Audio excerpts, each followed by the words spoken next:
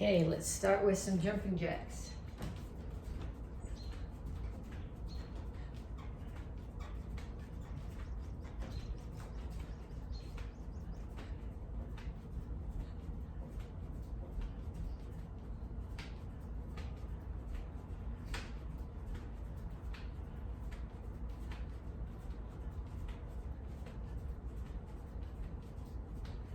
And then punches. Keep your hands up. Keep your feet moving. Rotate into all of the backhand punches.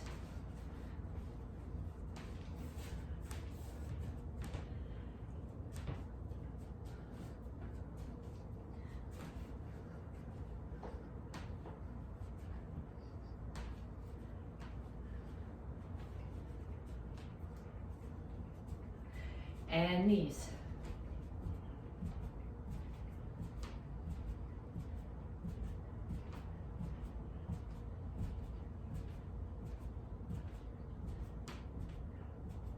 Other side.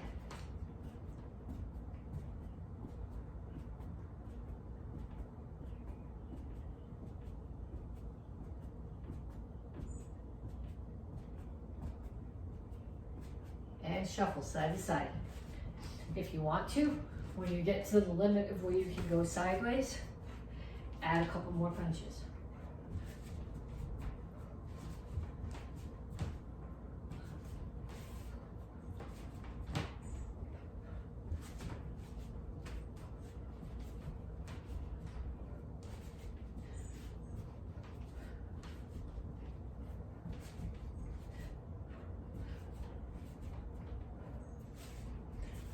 Then ladder steps. Knees up as if there's a ladder on the floor and you're stepping between the rungs.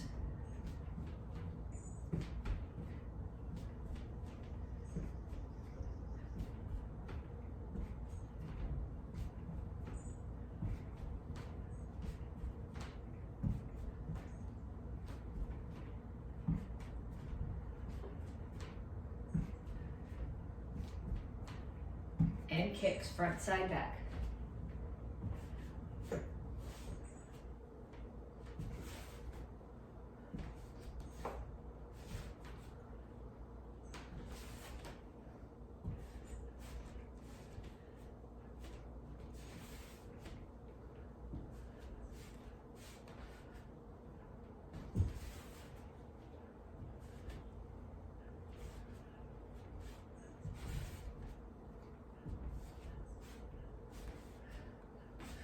Okay, so now you need to do each one of those sets 2 more times. So jumping jacks, punches, shuffle, side to side, knees, ladder steps, and kicks.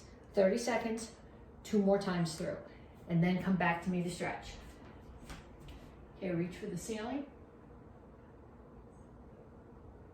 Reach straight out to the front. And reach for the floor.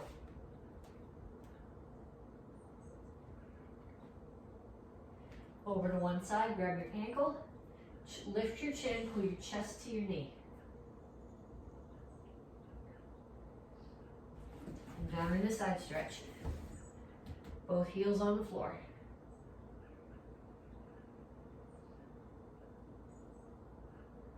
Turn, stretch your hip flexor.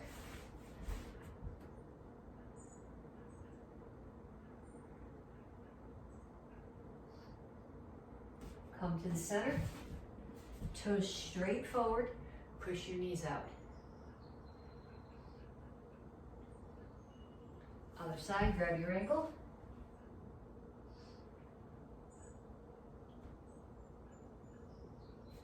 Down in the side stretch.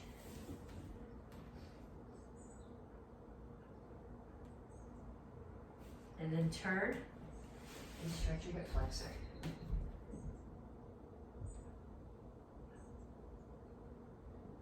Have a seat. Put the bottoms of your feet together. Okay, now you want your back straight like this, not rounded.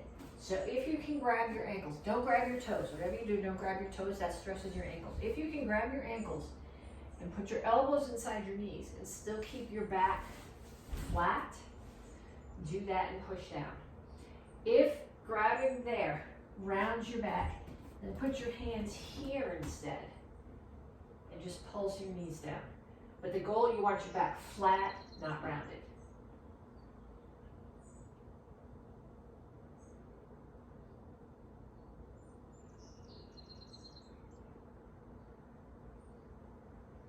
And then feet out.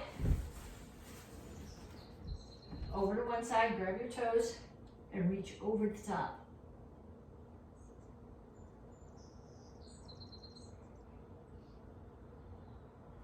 Other side.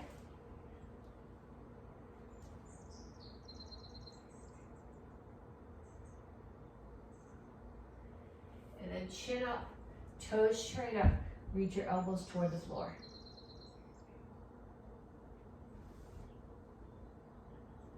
Keep your chin up. Don't come here. That doesn't stretch your back nearly as well. Okay, pull your feet in. Heels on the floor, come to a squat. Push your knees out with your elbows and rock forward and back a little bit. Okay, then put your hands down on the floor and straighten out your legs. Tuck your chin, round your back. Then lift your chin and push your chest toward the floor. Tuck your chin, round your back. And chin up, chest to the floor. Okay, then cross your feet, one in front of the other. Again, lift your chin, reach your chest down towards your front leg. You should feel this in your hamstrings. And switch feet.